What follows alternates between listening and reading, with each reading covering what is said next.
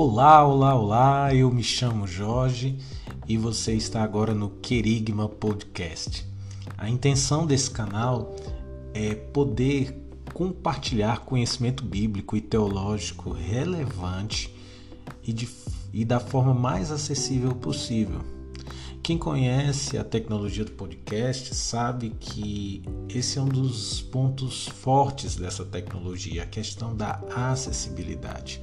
Porque o podcast, como ele é um arquivo de áudio, um conteúdo pequeno, ele vai exigir menos espaço no seu celular ou computador para você armazenar, menos banda larga para você poder ouvir o podcast. Você pode inclusive baixar, deixar salvo no seu agregador de podcasts e escutar a hora que você quiser, o momento que você quiser, dentro do carro, na academia. Se não te atrapalhar, você pode escutar no trabalho, enfim.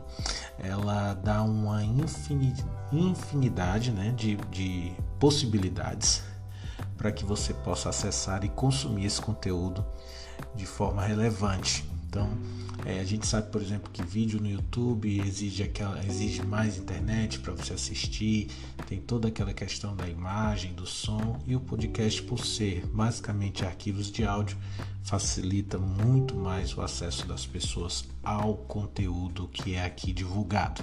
Então, de antemão, já peço a você que, por favor, compartilhe esse conteúdo para que ele possa cumprir o seu propósito de proclamar a mensagem de Deus, porque esse é o propósito do Querigma, proclamar a mensagem de Deus contida nas Escrituras ao maior número possível de pessoas.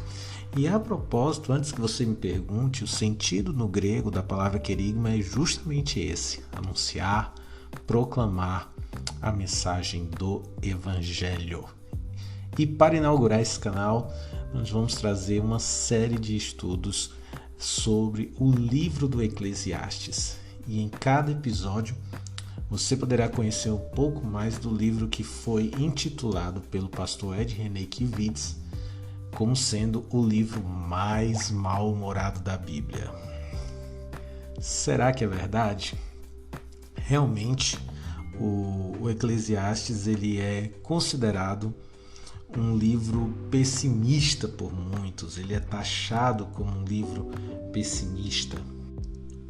E isso porque há muitas afirmações, há muitas colocações dentro do livro de Eclesiastes que nos levam a ter uma visão tanto mais pessimista, digamos assim, a respeito da vida, mas eu afirmo a vocês que essa é uma leitura um tanto quanto rasa da obra.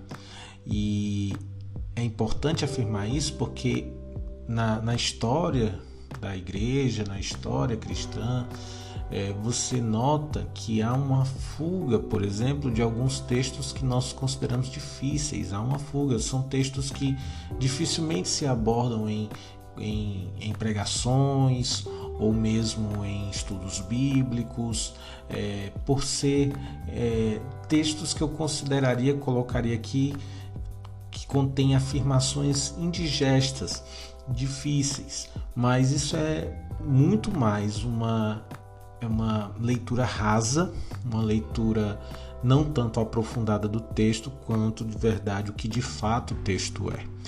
Então, essa não é a nossa linha de raciocínio ao estudar o livro de Eclesiastes, tá? Nós não vamos partir desse pressuposto, desse pré-julgamento de que o livro do Eclesiastes é um livro pessimista, porque ele descreve os pensamentos de um Salomão velho, cansado, desiludido. Já ouvi muito, por exemplo, de um Salomão desviado do caminho. Nós não queremos partir deste ponto, até porque, já para criar um pouquinho aqui de polêmica, o livro do Eclesiastes, a maior parte das pesquisas bíblicas de crítica histórica, crítica de redação, enfim, são questões que envolvem estudo teológico, afirmam que esse livro ele tem origem mais ou menos por volta do século III a.C., que é um tempo bem posterior ao tempo de vida do rei Salomão. Então, século III já provavelmente, claro, o rei Salomão já não existia. Então, E por que ele é escrito no século III, né? É importante também a gente responder isso, porque o estudo mostra que a sua linguagem, as palavras que ele utiliza, a estrutura textual é muito mais próxima do período em que os judeus viveram no século III a.C. do que propriamente do tempo de Salomão. Então, há uma dificuldade de atribuir o livro ao Salomão, apesar de que dentro do texto há referências de que o autor seja o rei Salomão. E como se explica isso, Jorge? Se explica isso por uma prática muito comum nos tempos antigos de atribuir escritos a grandes vultos do passado, geralmente discípulos de uma corrente filosófica, de uma corrente de pensamento teológico, escreviam textos e atribuíam esses textos aos seus heróis, àqueles que eram representantes do seu pensamento.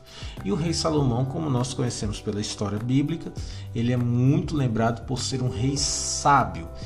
E o livro do Eclesiastes trata muito sobre sabedoria de vida, inclusive ele está vinculado a uma parte das obras bíblicas que são chamadas de literatura de sabedoria, é a literatura sapiencial judaica.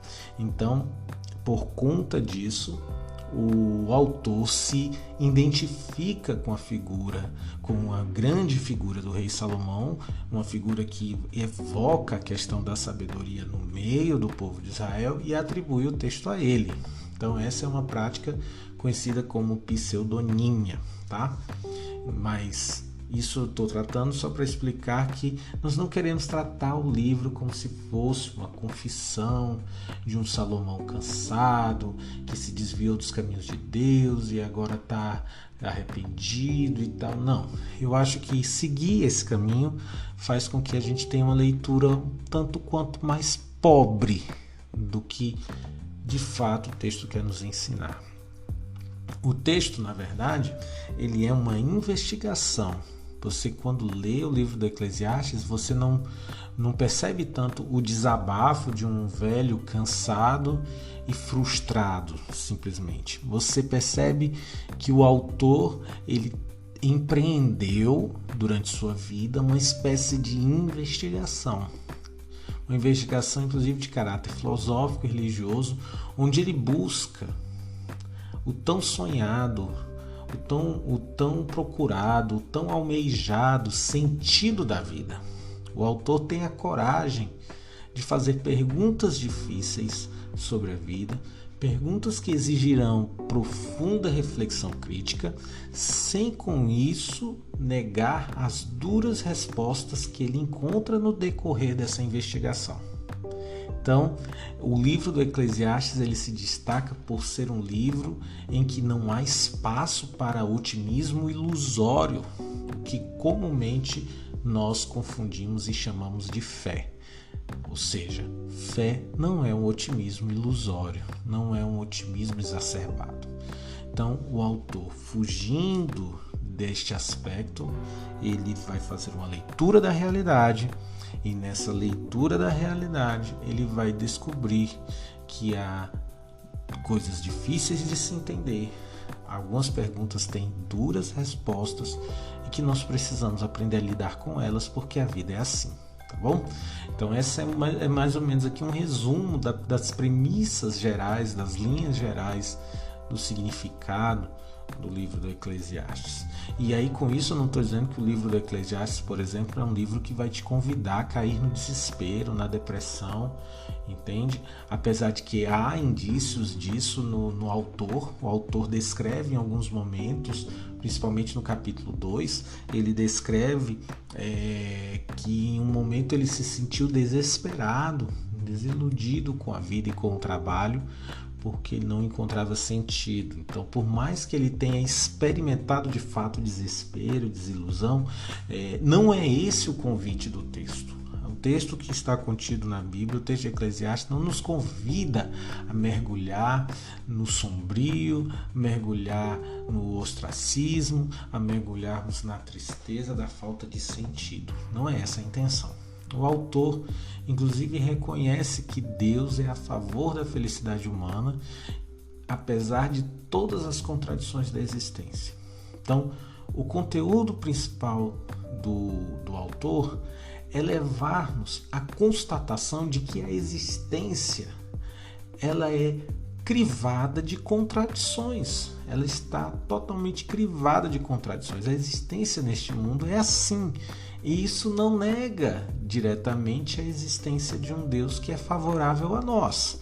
Mas essa dinâmica entre um Deus que é favorável a nós e um mundo cheio de contradições, lutas, sofrimento e dificuldades, essa dinâmica ela precisa existir, ela precisa ser consciente em nós para que possamos lidar bem com isso. O pregador, inclusive, ele evita um debate infrutífero sobre questões de teodiceia. Teodiceia, para quem não conhece, é aqueles debates em torno da origem do mal, aqueles debates do tipo se Deus é bom porque o mal existe, essas coisas do tipo. Nós, dentro da teologia, nós colocamos isso no campo da teodiceia. E aí, o autor de Eclesiastes, ele não está tão preocupado em desenvolver argumentos para responder essas questões, até porque ele considera que essas questões das contradições e contrariedades do mundo com a bondade de Deus são questões que estão no nível do mistério. E aí, com o mistério, ele respeita a incapacidade dele de entender como essas coisas se relacionam e existem entre si. Ok? Então essa é uma pincelada básica sobre o livro de Eclesiastes. E agora já nós vamos começar a leitura partindo do primeiro capítulo do livro do Eclesiastes, tá bom? Gente, vamos ler então Eclesiastes capítulo 1, verso 1 e 2, que diz assim: Estas são as palavras do mestre, filho de Davi, que reinou em Jerusalém. E diz assim: Nada faz sentido, diz o mestre. Nada faz o menor sentido. Essa leitura ela está sendo feita com base na nova versão transformadora, porque eu vi ser interessante alguns termos que ela utiliza para contrabalancear com os termos mais tradicionais que já conhecemos de traduções como a João Ferreira de Almeida e algumas traduções inclusive de cunho católico. Nas traduções mais antigas tem vaidade de vaidade, tudo é vaidade. E aqui ele usa a expressão nada faz sentido. Nada faz o menor sentido, como ele coloca aqui. E aí, essa frase ela já expressa, na verdade, a conclusão do trabalho do Kohelet, do pregador. O autor ele já está começando o texto com as conclusões que ele tirou de toda a sua investigação. Ele investigou a vida, investigou o mundo e ao final da sua investigação, de sua reflexão crítica, de sua análise, ele descobre, ele chega à conclusão de que tudo é vaidade. E essa palavra vaidade não tem nada a ver com a questão moral, não tem um sentido moral, mas sim um sentido mais vinculado à questão da palavra significar algo que é vão, algo que é ilusório, algo sem sentido. Então eu gosto bastante dessa expressão que a nova versão transformadora utiliza. Nada faz sentido. Essa expressão ela é muito mais fiel ao que o texto quer dizer com a palavra hebraica para vaidade, porque está falando de algo que não tem sentido, que nos ilude, que a gente busca achando ter sentido, mas na verdade não tem sentido algum. A percepção do autor do livro de Eclesiastes é de que neste mundo tudo está vazio de sentido, tudo é ilusório por si só. E aí ele começa, no decorrer do capítulo 1 e do capítulo 2, que são os capítulos que nós vamos trabalhar nesse episódio, ele começa a exemplificar essa verdade. Qual é a verdade? De que nada faz sentido. Ele começa exemplificando com questões que ele analisou e que ele vai listando como se fossem provas, digamos assim, daquilo que ele está falando. Então, uma das coisas que ele coloca está aqui a partir do verso 3 do capítulo 1, que diz assim: o que as pessoas ganham com todo o seu árduo trabalho debaixo do sol?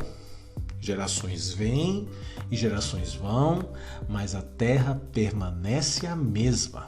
O sol nasce, o sol se põe e logo retorna ao seu lugar para nascer outra vez. O vento sopra para o sul, depois para o norte, dá voltas e mais voltas, soprando em círculos. Os rios correm para o mar, mas ele nunca se enche. A água retorna aos rios e corre novamente para o mar. Tudo é tão cansativo que não há como descrever. Não importa quanto vemos, nunca ficamos satisfeitos. E não importa o quanto ouvimos, nunca nos contentamos.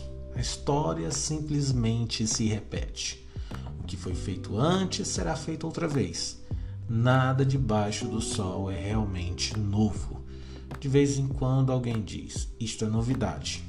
O fato, porém, é que nada é realmente novo. Esse é um dos primeiros elementos que o pregador arrola em sua lista de argumentação, e o primeiro argumento dele é uma pura e simples constatação de que a vida e a natureza parecem andar em círculos. A história simplesmente se repete, é o que ele está afirmando aqui. E por causa dessa repetição contínua, por causa dessa repetição incansável, digamos assim, a vida, a história, ela parece não caminhar para o fim específico.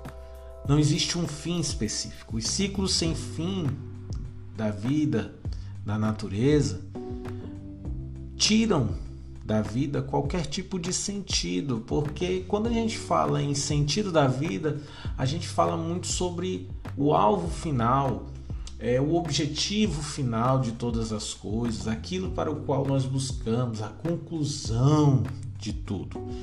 E o autor, ele não parte dessa visão. Ele olha para o mundo, ele olha para as repetições que ele percebe, os padrões, o nascer e o pôr do sol, o fluxo dos rios, o ir e vir dos ventos. Então ele olha para tudo isso e ele chega à conclusão de que, na verdade, a nossa vida ela é feita de ciclos. E esses ciclos parecem não ter fim. E esses ciclos parecem não chegar a lugar nenhum. E por não chegar a lugar nenhum, tira da vida qualquer sentido. Certo? Então é preciso ressaltar aqui que o autor não compartilha nenhum ponto de vista escatológico a respeito da vida e da história que seja, por exemplo, parecido com o nosso. E aí eu quero abrir um parêntese. Não leia o livro do Eclesiastes trazendo dentro dele toda a sua bagagem cristã, escatológica, apocalíptica, a sua visão de que o mundo segue a passos largos para o fim e o fim está ali descrito no livro do Apocalipse, nas profecias, enfim. Não siga esse caminho, porque o autor do livro de Eclesiastes ele não está nesse momento do processo revelatório. Nós temos que entender que a Bíblia, irmãos, ela é uma prova, digamos assim, ela é um registro escrito de todo um processo revelatório de Deus à humanidade. Então Deus foi se revelando, e essa revelação nós chamamos que ela foi progressiva, e foi crescente no decorrer da história humana. Então a Bíblia ela relata, ela faz um recorte histórico deste período em que Deus foi se revelando ao homem. Então a revelação, por exemplo, que Jesus trouxe a respeito de Deus, ela é muito maior, ela é muito mais ampla do que a revelação de Deus que o autor do livro de Eclesiastes tinha. Então eu não posso ler o livro do Eclesiastes, apesar de que hoje eu tenho acesso a uma revelação muito maior do que ele teve, mas mesmo assim eu não posso ler o livro e julgá-lo somente a partir da revelação que eu tenho, porque eu preciso respeitar a revelação que o autor tinha. E o autor, quando escreveu, o máximo que ele entendia sobre escatologia, digamos assim, era a escatologia individual que nós chamamos hoje, que é a questão da morte. A morte é o meu fim. A morte, quando ela chega a mim ou a você, ela é a nossa escatologia, ela é o nosso fim, é o fim de todas as coisas. E ele toca muito no assunto da morte, no livro de Eclesiastes, mas ele não trata desse fim escatológico descrito no Apocalipse, um fim que é um julgamento final, é o fim de todas as coisas, a implantação do reino, esses outros aspectos mais elevados dos princípios de escatologia não fazem parte da revelação daquilo que o autor de Eclesiastes tinha a respeito de Deus, da vontade de Deus, enfim, daquilo que Deus tem no caso, né, como projeto para a humanidade. Então, pensem nisso, nunca esqueçam disso, tá? Então, voltando para a questão do autor, o autor entende a história como ciclos sem fim, ciclos que se repetem. E por ser cíclica, a história ser cíclica, a vida humana ser cíclica, não há novidade. O que aconteceu, voltará a acontecer, e depois acontecerá de novo, e de novo, e de novo. E esses são dois pontos primordiais que o Kohelet tenta quebrar logo de cara para nós. A mensagem principal dele é: pare de tentar ver a vida como uma meta a se chegar, um objetivo que precisa ser achado. Não olhe para a vida só como um alvo a alcançar, porque a vida não é essa estrada. A vida é uma roda que gira. Uma hora você está numa posição, outra hora você está em outra. A vida não é simplesmente uma estrada onde você progride. A vida ela é um círculo em que você pode estar numa posição e depois estar em outra e depois voltar àquela posição de antes.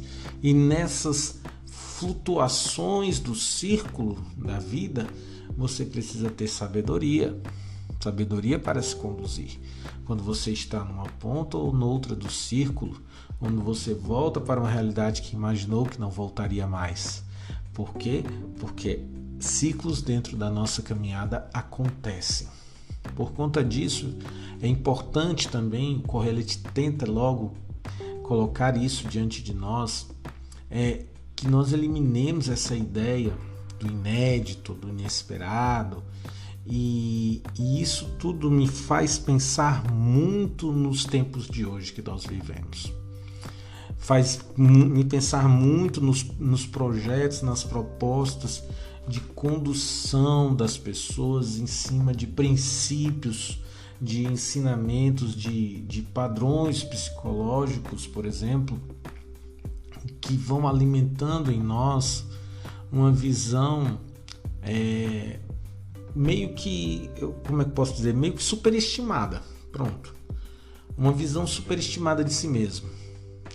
Quando eu leio isso que o autor fala sobre a história, que não há nada de novo, que tudo que acontece já aconteceu, que a vida é uma repetição de ciclos, eu não consigo não pensar no contrário que nós ouvimos, por exemplo, que somos especiais, que somos únicos, que nós podemos mudar o mundo, que há um objetivo maior em nossas vidas e que nós podemos extrapolar, ir além de todas as estruturas, de todas as pré-determinações e fazer algo diferente, algo realmente novo, mudar, deixar o nosso nome marcado para sempre no mundo e na história. A gente escuta essas coisas motivacionais, né? Mas o fato é que o Eclesiastes ele vai totalmente em contrário a essas questões que são motivacionais. Ele vai totalmente ao contrário disso e ele vai trabalhando outras ideias. ele vai trabalhando outro conceito, em que nós vamos nos colocando de uma maneira mais realista a respeito de quem somos e de que o mundo em que nós estamos inseridos de fato é. A verdade é que o mundo, na visão do livro de Eclesiastes, e talvez na sua experiência de vida e na minha, ele se assemelha muito mais a uma engrenagem cíclica, a um processo constante de repetições, processos que vão se repetindo, situações que vão acontecendo e acontece de novo e acontece de novo, e por mais que você tente, por mais que você busque, essa engrenagem ela roda independente de você. Por mais que você tente quebrar esse ciclo, parece que ele está acima de qualquer coisa que eu ou você possa fazer. E isso é uma verdade expressa no livro do Eclesiastes. Principalmente quando ele fala aqui no capítulo 1, verso de 13 a 18, que eu vou ler para vocês, que ele diz assim: dediquei-me a buscar o conhecimento e a usar a sabedoria para examinar tudo o que se faz debaixo do céu. Descobri que Deus deu uma existência trágica à humanidade. Observei que tudo que acontece debaixo do sol e de fato nada faz sentido. É como correr atrás do vento. O que está errado não pode ser corrigido e o que ainda falta não pode ser recuperado. Disse a mim mesmo: sou mais sábio do que todos os reis que governaram em Jerusalém antes de mim. Tenho mais sabedoria e conhecimento do que eles. Então me dediquei a aprender de tudo, desde a sabedoria até a loucura e a insensatez. E por experiência própria descobri que procurar essas coisas também é como correr atrás do vento. Quanto maior a sabedoria, maior a aflição. Quanto maior o conhecimento, maior a tristeza. Nisso ele está fazendo a seguinte afirmação. Ele está reconhecendo que a existência humana dentro desse ciclo é uma existência trágica. E é uma existência trágica porque quanto mais sabedoria nós adquirimos, mais consciente nós somos desta roda viva, mais conscientes somos dessa engrenagem. E por mais que tentemos buscar sabedoria para mudar, maior é a nossa aflição em perceber que não conseguimos alterá-la. É nisso que está a tragédia da existência humana, que ele diz. E ele diz, inclusive, que Deus deu uma existência trágica por conta disso. Por conta de entendermos, de chegarmos à capacidade de entender essa roda, de entender essa engrenagem cíclica, esse ciclo sem sentido, e mesmo que conheçamos e venhamos buscar conhecimento, e mais conhecimento, e mais conhecimento, ainda assim somos incapazes de corrigir isso. Ele está dizendo que está errado não pode ser corrigido. Ou seja, eu não posso, até certo ponto, eu não consigo mudar a roda da vida. Eu não consigo corrigir o que Deus predestinou para ser torto. E aí, de novo, tem a ver com a questão do processo revelatório. Dentro do momento da revelação de Deus aos homens, o momento em que o autor se insere é um momento em que ele facilmente entende que Deus é o responsável por tudo, inclusive pelo mal. É uma concepção, por exemplo, bem parecida com a de Jó, quando ele fala lá: eu recebi o bem de Deus e agora não vou receber o mal, depois que ele perde tudo, né? Que ele faz essa afirmação.